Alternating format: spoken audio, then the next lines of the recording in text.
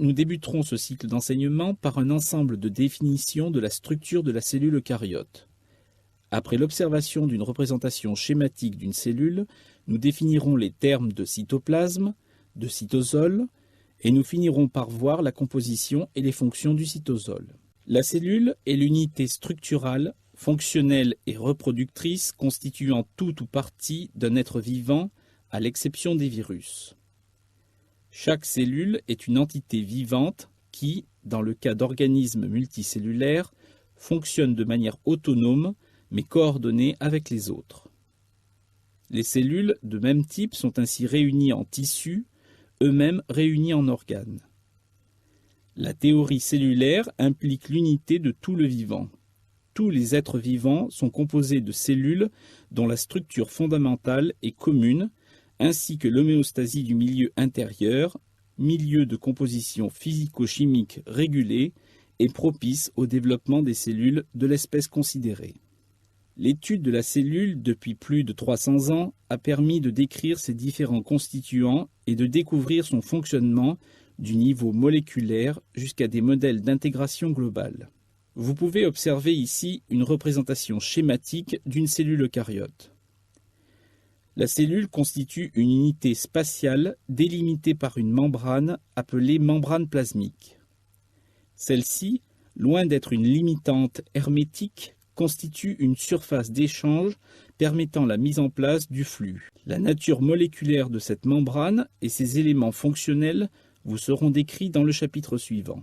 L'observation microscopique des cellules a mis en évidence de nombreuses structures internes appelées organites intracellulaires. Nous pouvons ainsi citer le noyau, le réticulum endoplasmique, l'appareil de Golgi, les vésicules, les mitochondries, etc. Ces organites sont également délimités par des membranes.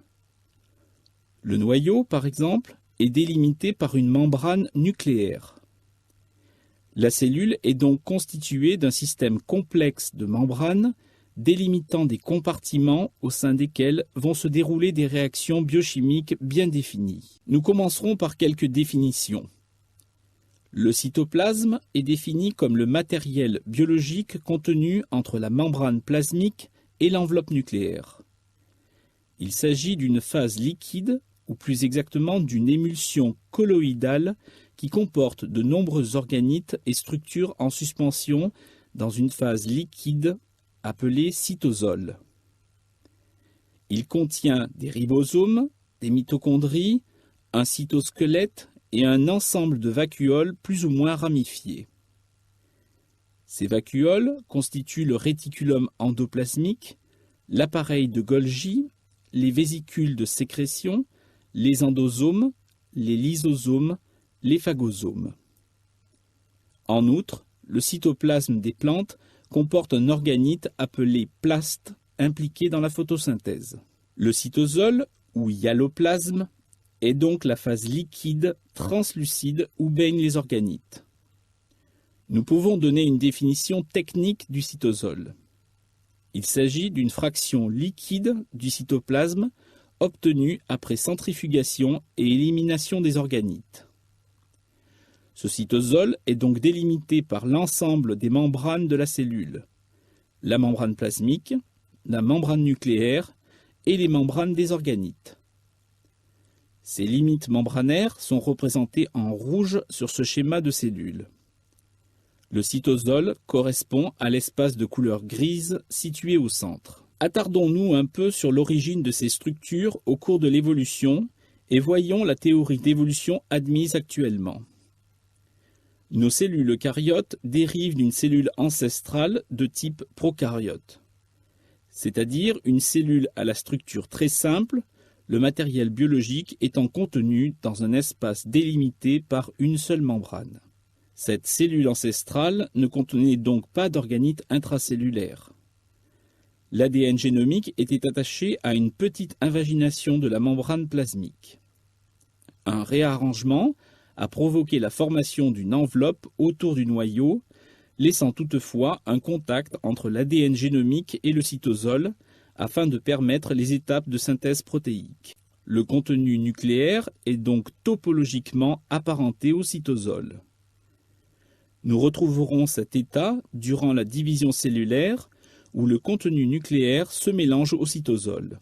D'un autre côté, la lumière du réticulum est en continuité avec l'espace entre la membrane externe et la membrane interne du noyau, et donc topologiquement apparentée au milieu extracellulaire.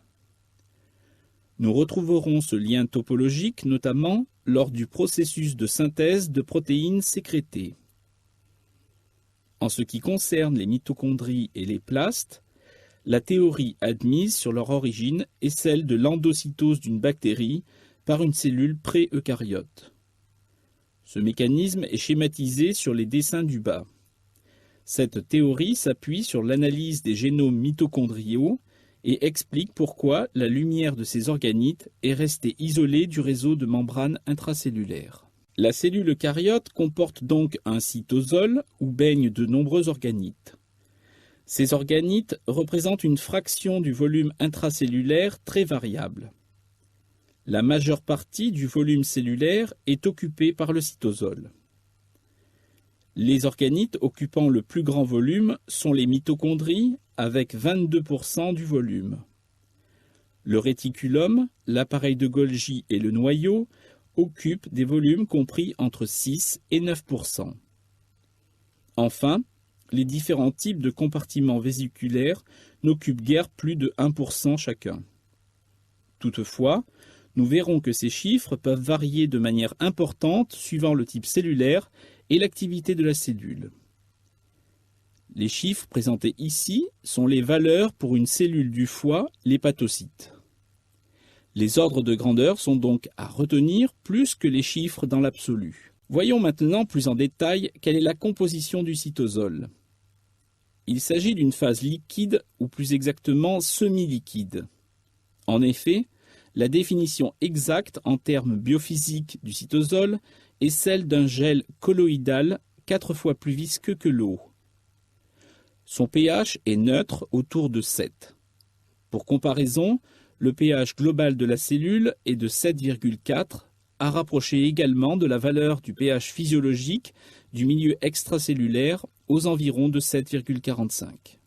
Le cytosol est constitué de 85% d'eau, cette eau se déclinant en eau liée aux macromolécules, en eau d'hydratation et enfin en eau libre qui ne représente que 30% du volume du cytosol. Le cytosol est également riche en ions, notamment sodium, potassium, chlore, magnésium ou calcium. Il comporte certains gaz dissous, comme l'oxygène ou le gaz carbonique. De nombreuses molécules ont été mises en évidence dans le cytosol, se divisant en deux groupes. Les molécules de petite ou moyenne taille, telles que les glucides, des lipides, des acides aminés, des nucléotides, et un nombre très élevé d'autres métabolites. Le deuxième groupe comporte des macromolécules telles que des protéines, des polysaccharides, des glycoprotéines ou des acides nucléiques. Ce tableau récapitule les concentrations des principaux ions présents dans le cytosol. Ces concentrations sont exprimées en millimolaires et sont à comparer à celles mesurées dans la circulation sanguine qui représente le milieu extracellulaire. Ces concentrations, pour la circulation sanguine, sont indiquées dans ce tableau sur la colonne de droite. Les flèches rouges indiquent les ions présentant de grandes différences de concentration entre le milieu intracellulaire et le sang. Nous remarquerons que le cation principal du cytosol est le potassium, alors que le sodium est en concentration faible en comparaison de la concentration extracellulaire. D'autre part, l'anion extracellulaire principal est le chlore, alors que les charges négatives sont principalement amenées par les protéines dans le cytosol. Enfin, nous remarquerons la concentration extrêmement faible du calcium intracellulaire.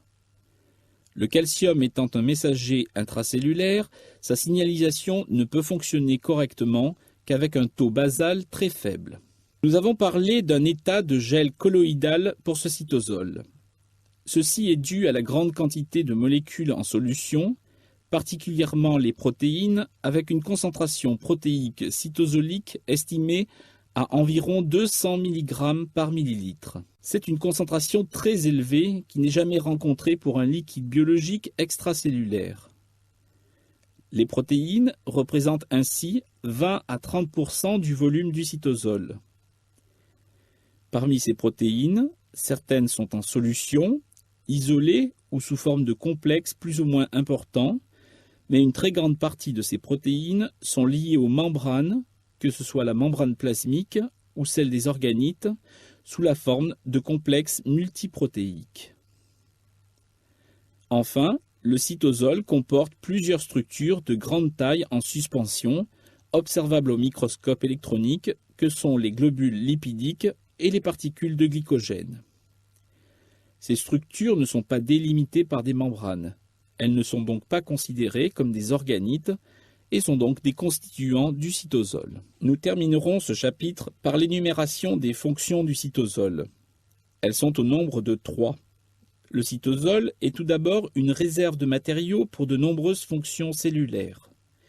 Il participe à la régulation des pH intra- et extracellulaires grâce à sa grande quantité d'eau et d'ions et à la possibilité de les mobiliser à travers les membranes, la membrane plasmique et celle des différents compartiments. Il s'agit d'une réserve énergétique grâce aux vacuoles lipidiques et glycogéniques et une réserve de matériaux nécessaires à la construction des édifices macromoléculaires. Enfin, le cytosol permet le transit de molécules protéiques et de macromolécules. Sa deuxième fonction est celle d'un carrefour de voies métaboliques, en permettant le déroulement de nombreuses réactions enzymatiques et l'échange de métabolites et produits de réaction avec les autres compartiments. Le cytosol est le lieu de réactions anaboliques et cataboliques des glucides, des acides aminés, des acides gras et des nucléotides. Sa troisième fonction est de transmettre des signaux à partir de la membrane plasmique vers les organites et le noyau. C'est la transduction du signal qui fait appel à de nombreuses protéines, notamment des enzymes fixées sous la membrane plasmique ou en solution. À l'issue de ce cours, voici des éléments majeurs à retenir. Vous devez savoir définir le cytosol et le cytoplasme avec leur relation avec la membrane plasmique et les organites. Vous devez connaître la composition du cytosol ainsi que ses fonctions comme réserve de matériaux, carrefour de voies métaboliques et dans la transduction du signal. Nous avons ainsi abordé un schéma très général de la cellule et défini le cytoplasme et le cytosol. Nous avons aussi cité un certain nombre d'organites intracellulaires qui seront détaillés dans les chapitres ultérieurs.